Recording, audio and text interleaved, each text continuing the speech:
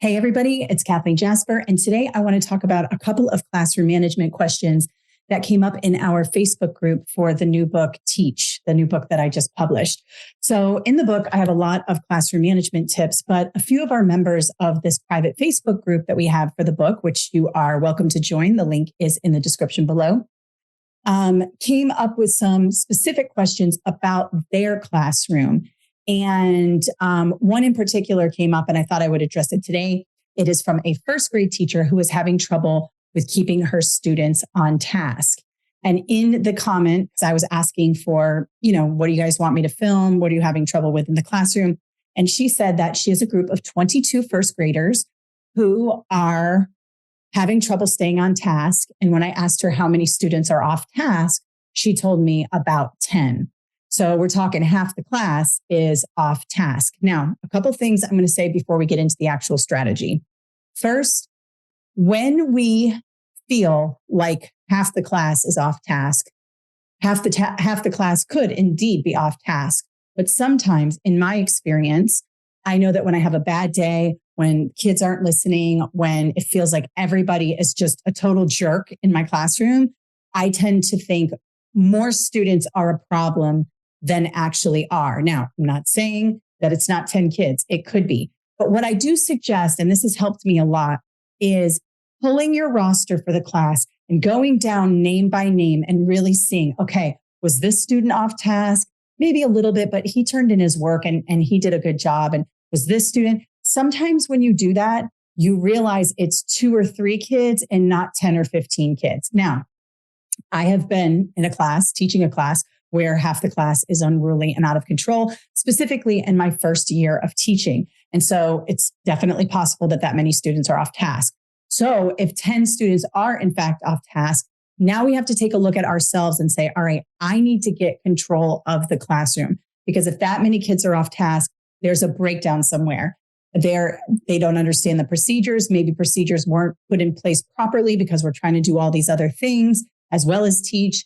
And so what I would say is focus on the procedures you want your students to do. Now, for this particular situation, she mentioned off-task students. So I'm assuming that the situation is perhaps she's either doing a whole group instruction where she's explaining a concept or going through a concept, and you have a bunch of off-task behavior, or it is maybe individual work where students are supposed to be working or finishing up something and they're not doing that. And instead they're goofing around, talking to their friends or getting up, doing what they're not supposed to be doing. So I'm going to address those 2 types of things just in case it's one or the other. Now, the first thing you want to do when you are trying to figure out how to implement a procedure is you have to figure out exactly what you want your students to do. So of course we want our students to act right? I mean, don't you know how to act right? That's what you want to say.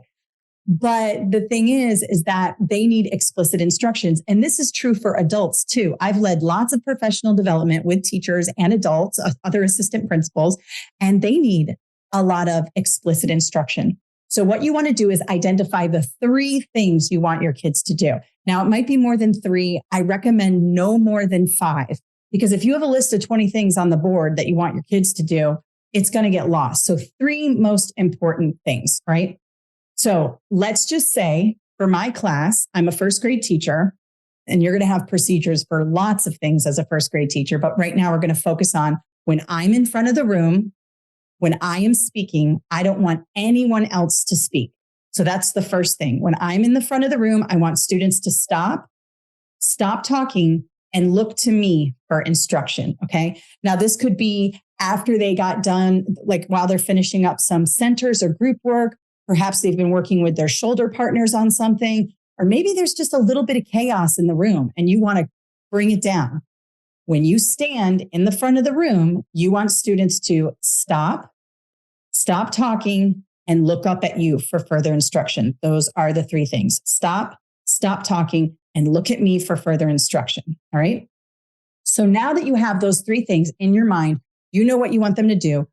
You're going to write them on the board as steps. And as we move through the procedure, you're going to actually check them off because the students completed that or met that expectation. All right. So now that you have your 3 things and you've written them on the board, now it's time to talk to the students, because now you want to communicate the procedure and you want to practice the procedure. All right. So this might be at the beginning of the year where you're trying to establish procedures right at the beginning of the year, or maybe it's the middle of the year or the end of the year and things have just gotten out of control and you need to bring it back. You can stop whatever you're doing and work on procedures at any time.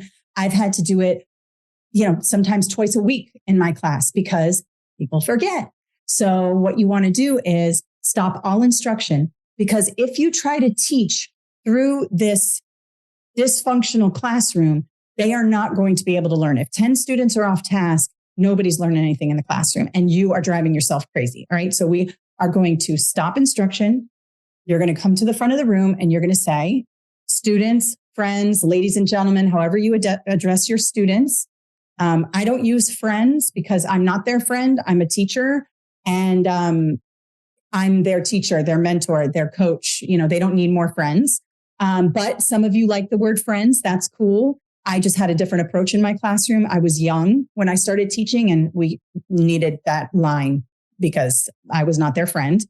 And you say to them, we have gotten off task in this classroom.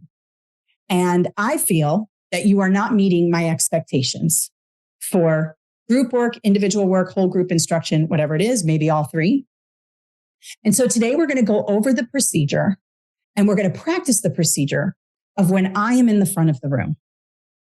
And there are 3 things I want you to do. And so then you go through them.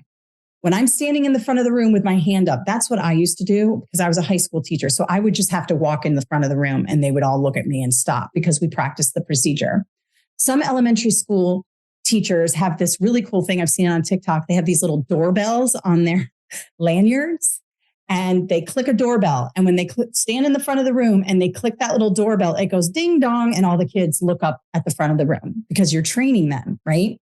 I would not recommend a bell on the desk because what happens? Kids walk by your desk and they go ding, ding, ding. Have it on your lanyard around your neck if you're going to use a bell. Or you can simply say, when I stand up in the front of the room, no matter what you're doing, who you're talking to, what you're working on, I don't care. I want you to stop. Look at the board. Step number 1, stop, look at me, and wait for instruction. Okay. So let's go over that again. What's step 1? We stop. We stop what we're doing. Okay. Awesome. Great. That's exactly what I want. Yes, we stop. Then what do? I'm still standing here with my hand in the air. And they say, we look at you. And then the third thing is wait for instruction. Go through it several times. What's step 1? What's step 2? What's step 3? Especially with the little guys, you're going to have to reinforce it. Then you say, okay, we're going to practice this procedure. I am going to let you just go talk with your shoulder partner, finish up some work, whatever it is, simulate some sort of structured chaos, not crazy. They're not allowed to just run around the room screaming and yelling, but maybe you say, okay, right now I want you to work with your shoulder partner on whatever, or I want you to work in groups on this. Or you just say, talk with your friends. I'm going to give you a few minutes. Just get it out of your system, talk with your friends. And when I stand in the front of the room, you're going to go through these 3 steps. Okay.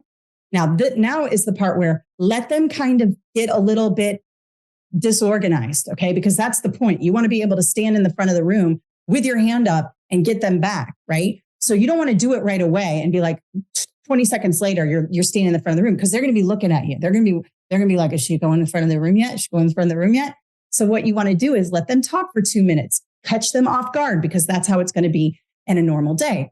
So you let them talk 2 minutes or so, and then you go to the front of the room and you stand there with your hand up or you hit your bell. And let's say Jose over here stops right away, looks right up at you. You praise Jose specifically and you say, Jose, I like it. Thank you so much for following the procedure. Suzanne, I like it. Thank you so much. You just made my day. Thank you. And all of a sudden the kids hear you praising these 2 kids and they stop too and they look up and you say, okay, you stopped. You looked at me. Now here's the instruction I'm going to give you. And then that instruction is going to be, that was pretty good. You guys did a pretty good job. I'm very happy with that. However, it doesn't meet my expectation completely. I would like you to stop talking more quickly. I want you to come back more quickly, and I don't want any chitter chatter in the back of the room. So when I'm up here, it's dead silence, okay? Let's try it again. And so you let them do their thing. They're talking to their friends. Maybe you let them go a little longer this time. Let them talk, let them talk. Maybe you're walking around a little bit, talking to one or two of them, and then you walk to the front of the room, you raise your hand or ding your bell, and they stop. And they look at you, and you would give one a wink. Thank you so much. That's awesome. Thank you. Hey, good job. Thank you. And you talk to the kids who are doing it, and you show them praise, especially if one of the kids who's usually the biggest jerk in the classroom does it. You go, whoa, thank you. Nice job. All right. All right. And you're standing there with your hand in the air until they're all done. Now you do that until they do it the way you want it done, as quickly and as efficiently as you want it done. And then you do it one more time. So they may get it and you're like, that was perfect. You guys, look at what you did. Thank you. This is exactly what I wanted. And then you say, okay, but I want to make sure you can do it again. So let's try it again. And then you go through and you do it again, and then they stop and they do it. Okay. Now, the next day you may do it and it may fall apart again. They may have forgotten the entire procedure. That's okay. Stop everything and say, guys, we went over this yesterday. Let's try again. Let's practice. And you keep practicing and doing it until they get it.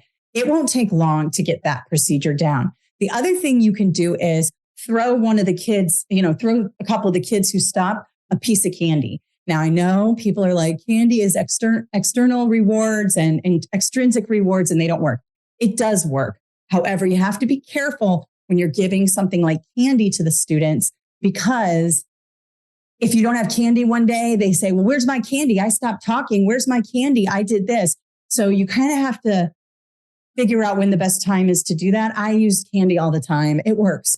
Kids will do anything for a Jolly Rancher. They'll be quiet. They'll do their work. I once bribed an entire high school biology team, like 150 kids, to pass their biology EOCs by promising them Chick-fil-A chicken sandwiches. I had the highest scores because I promised them Chick-fil-A. So you can totally get kids to do what you want to do with extrinsic rewards, but you got to make sure they get the intrinsic. That's why that wink, that look, that point, that thank you. Oh my gosh, thank you so much. You made my day today. And especially if it's a hard kid, you call that kid up and say, you know what? You did a great job today. Stopping when I said. A lot of the other kids follow you. I notice that they look at you and what you're doing. And by you stopping and looking at me, you're not only showing me respect, but you're being a leader in my classroom. And I really appreciate that. And a lot of kids don't get that at home, and they'll feel better about that. All right. So that's the procedure for the front of the room. Practice, practice, practice.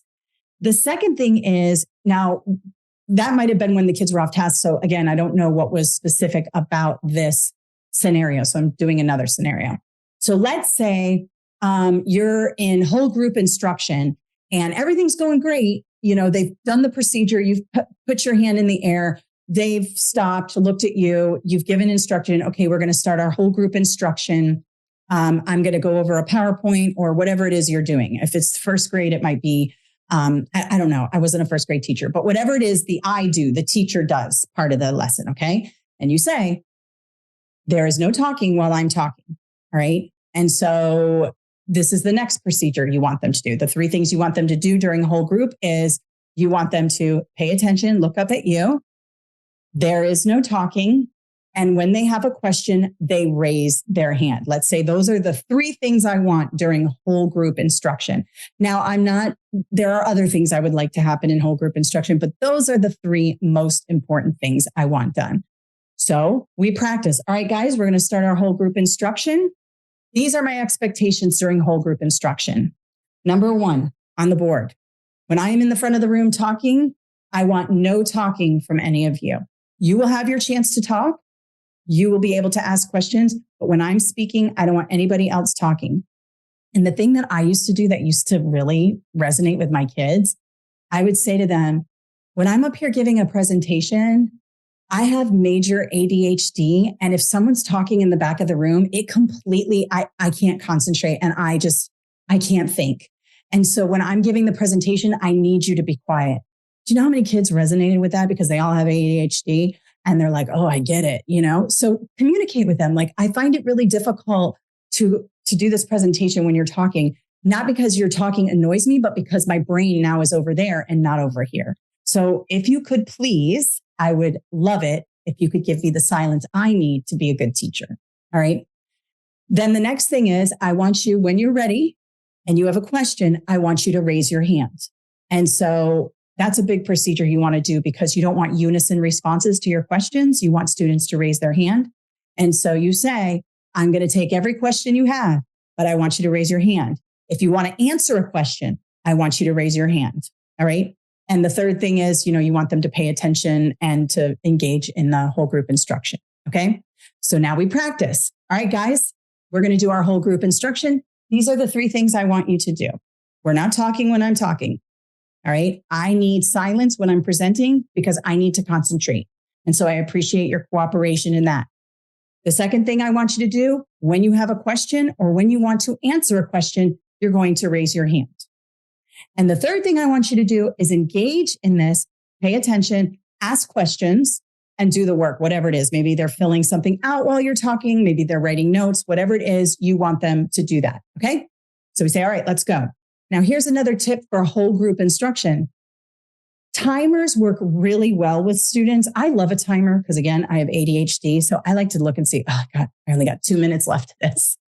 So you could put a timer up and say, we are going to engage in a whole group. I'm going to be teaching for a whole group for 8 minutes, 10 minutes, 15 minutes, whatever it is. I wouldn't go over 15. I mean, because you know how that is with the little ones. They can't do it.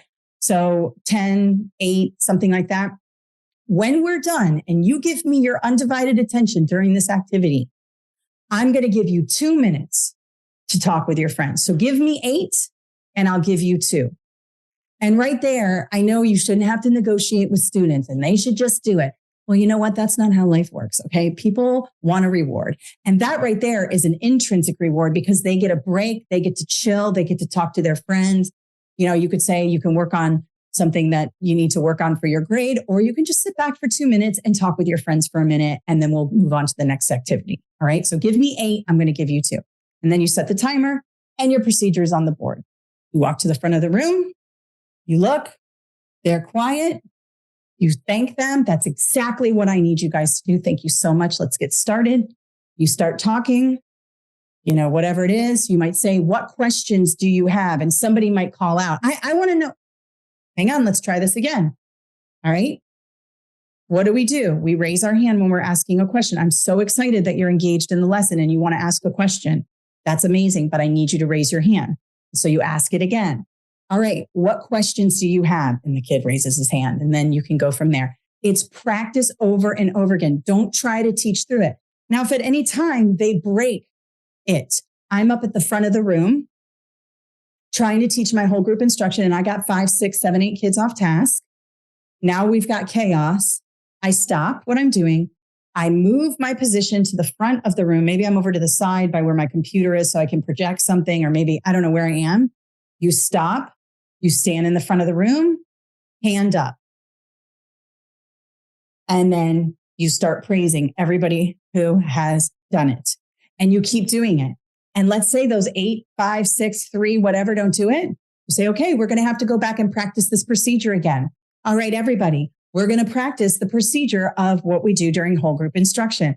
And eventually the kids will be like, come on, you guys, we don't want to practice this procedure over again. Get it together. And you practice over and over again until that becomes routine. Don't try to teach through it. All right, I've got a bell, a timer. Let me see what else I have here. Oh, after they have done what you've asked them to do, individual work, group work, whatever, and they did a good job, reward them, praise them. You guys, that was the best group activity we've ever done. You followed, and be specific. You followed my instructions. You worked together. And when it was time to stop and I stood in the front of the room, you immediately stopped, looked at me and waited for instruction. I want to tell you, I am so proud of you. Thank you so much. And it might be a reward. Here's some candy. Give them the candy. Or it might be, Now we've got about 5 minutes left till the end of the period. I'm just going to let you guys do your thing. You want to talk to your friends, you talk to your friends, relax, put your work away, whatever it is, and give them a little something and really say to them, you just made my day. This makes me happy as a teacher. This makes my job easier. Thank you. And thank your students. And they'll be all proud and happy about that. All right. Now, this is not going to work the first time you do it. You have to practice these procedures. This is not a silver bullet that it's going to be fixed. You have to keep doing it, tweaking it. And of course, if you're an elementary school teacher, you have procedures for lining up at the door, going to specials, walking to the lunchroom. High school teachers like I had a few procedures for inside my classroom, but when they were outside my classroom, they were their own problem. You know what I mean? But there are challenges to high school students as well, because they're bigger, they're 18, they're 17, they don't want to listen to you. So just like there's challenges with the little guys, there's challenges with the big kids too. So it doesn't matter. Procedures work for everybody. We have to remember them. We have to review them. All right. So I hope that helps you today. Here's some takeaways real quick. You're going to figure out the 3 things you want your kids to do for any given situation. Just 3 things. You are going to clearly communicate those to the students by either writing them on the board. You can even have them in a handout, like in their folder, and say, well, looks like we got to take out the procedures worksheet or whatever it is. Let's take it out. Let's review this. And you're not going to try to teach through it. You're going to stop and review. And then you're going to practice the procedure 1, 2, 3, 4, 5. I don't care how many times it takes. Keep practicing the procedure, reinforcing the procedure. And before you know it, you'll be one of those teachers where when you ring that little doorbell on your lanyard or where you stand with your hand up, they're going to stop what they're doing. And remember, praise, praise, praise. Let them know you did a great job today. That exceeded my expectations. You guys did it faster than I thought any of you could.